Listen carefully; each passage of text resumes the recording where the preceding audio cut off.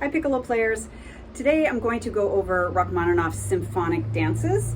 I just played this with Hawaii Symphony last week, and I'm going to go over just a few things to look out for in each of the movements. So starting with movement 1, the only thing really here to just a heads up, when your very first entrance here before 6, just know that that's a continuation of a bigger woodwind line, and you need to anticipate coming in, so you don't want to be late. It's a very common thing for the piccolo player to come in, maybe right on beat 3, but it sounds like the line is broken. So just anticipate a little bit. So if I count in something like 1, and then the next after 6, 1, I'm just anticipating a tiny bit so that I'm gluing right in from the flute. I believe the flute plays right before you, and you want to continue the line.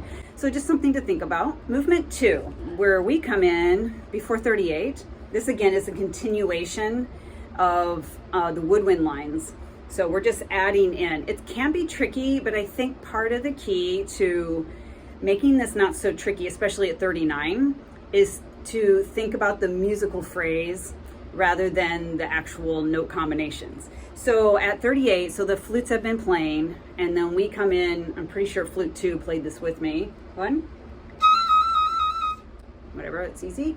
And then the next thing, you'd have to keep your subdivisions going in your head. So I have 2 big slashes there. 1, 2, 3, 4, 5, yagadadagadadagadam, 4, 5, 6. And this figure, starting on the F flat, da da, B or C flat, and then what I did is I used my lever key for the B flat, A, B flat. Anytime you can do B flat to another note where you just leave the B flat key down, I would do that. So are you going 1, 2, 3, like that, and just leave that lever down. And then the next one, this is kind of tricky, but this is a great line, and these noodly notes right here going to 39, it's just like a swirl of activity, and it should sound beautiful and not frantic if possible. And the other woodwinds have slightly different combination of triplets, so it's not exactly like just your part. But the key note to get to is the F flat at 39. Get up there.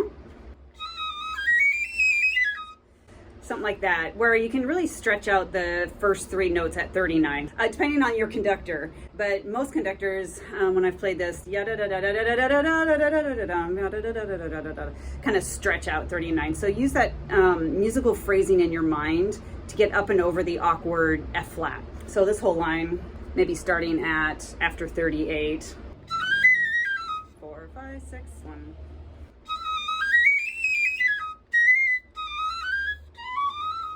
Something like that. It should just sound as pretty as possible, being Rachmaninoff. Third movement, just a note, and you'll realize this when you're in rehearsals.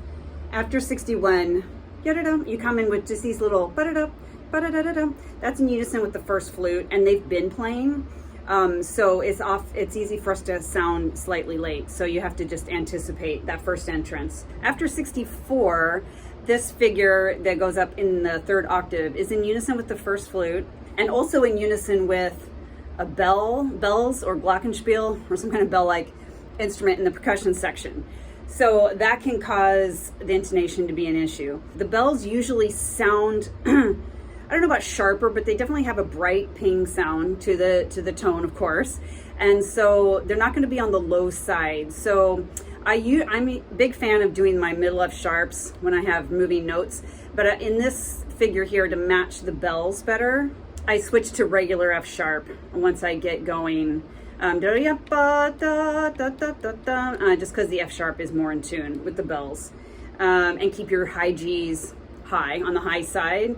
But then given those, keeping the F sharps, in tune or high, the G's on the high side, the E naturals that you like the first one you land on can shoot up too high.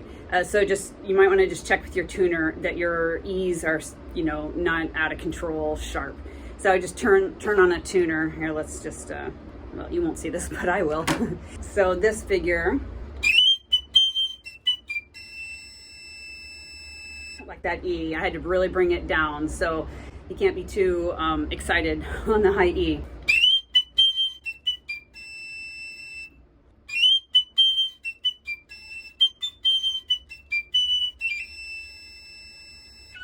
da-da-da, and it wouldn't do vibrato.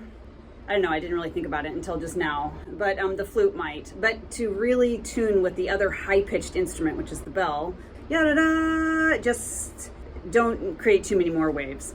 Anyway, and then the next figure, again, just you have to watch the E naturals, but this one's a little easier.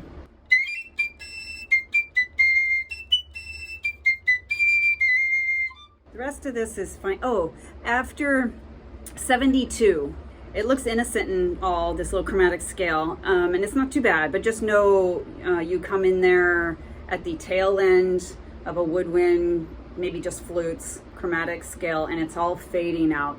And it's easy enough, except for when you get to the C sharp, and you'll need to do an alternate C sharp. Otherwise, your C sharp's going to be flat. At this line, you'll be going, and you just fade out. The rest of the winds hold. There's a fermata, and they hold, and you just fade out, and they continue holding. It's kind of awkward. But you definitely have to use this alternate C sharp, which is, in the left hand, you put down middle finger, ring finger, and then in the right hand, middle finger, ring finger, and pinky. So that's your alternate C sharp. You'll need to use that there.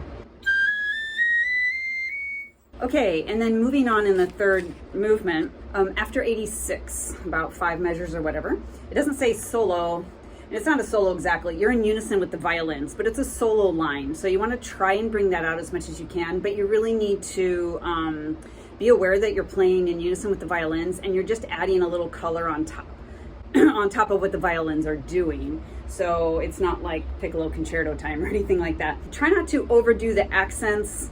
I mean, the accents are important, but I have found that if I try to do the accent a little more, I will crack my note. And let the violins do the accents. It comes out okay when you're playing with the violins. If you can, try to fade out as much as possible. After 87, that's a total solo. It doesn't say it, so just make sure you're counting and then anticipate a little bit, because there's these ba-da-da-bump, ba-da-da-bump throughout the winds, and then you come into, so 1, 2.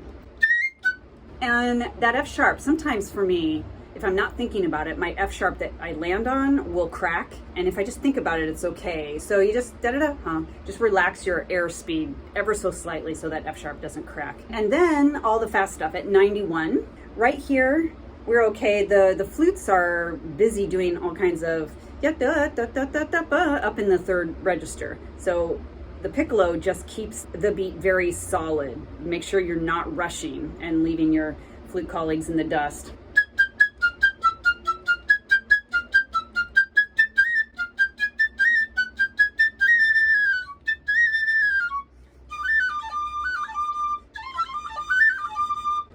So this is super awkward and did not sound great just now. But the key really is knowing where the big beats are, and this will get going kind of in a swirly sound. It's the only way I can describe it. And you just have to keep track of the big beats. Like I said, it's in 3 or in 2. And it's very awkward at 92, going to that low A. Or right here, actually. Like that. If you do get tangled, and it's very easy to do that, just make sure you latch onto the next big beat, and especially all that you really need to be audible with, because you're in the low register here as piccolo. No one's really going to hear you, so don't worry about it too much. Just make sure you latch on to everybody at the scale at the bottom of the page here, right here. That needs to be right there. And then, then you can be all crazy again. I mean, ideally you want to get all these notes with all the right rhythms. And then again, one before 93. If you get a little jumbled in your fingers, just make sure you've latched back on. And right, then you're back with everybody. One key that seemed to help me is not to breathe too much through this from like 92 through 93. So let me go slow, like at 92. Here I stop playing because there's the rest, but I don't breathe. If you breathe, you're going to be late. So again,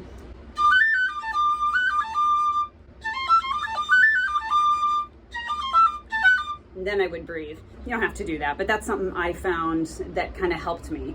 It's not to actually breathe all the time. And all I did when I practiced this is I put my it goes at about 100, I believe, is the metronome marking in dotted quarters.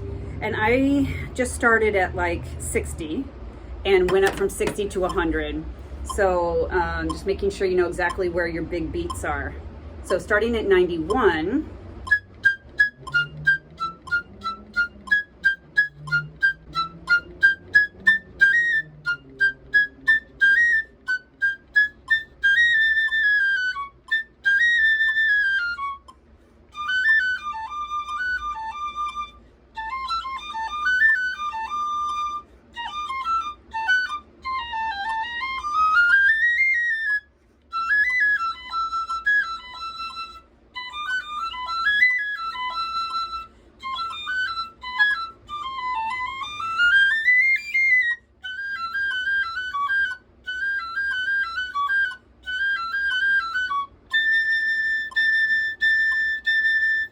and that rhythm there is very important that it's exact. So I got ever so slightly ahead of my metronome here, but that's what I would do. Start at 60 and work your way up to around 100. And then the rest is all very playable. So just a few things in there that you might want to consider if you're having to play the symphonic dances. This is a great piece, one of my favorite pieces by Rachmaninov. So if you found some of that useful, make sure you hit subscribe, and then you will be in the loop for future videos such as this, doing a whole series on practice guides for piccolo orchestral parts. Okay, so happy practicing, and thanks for watching.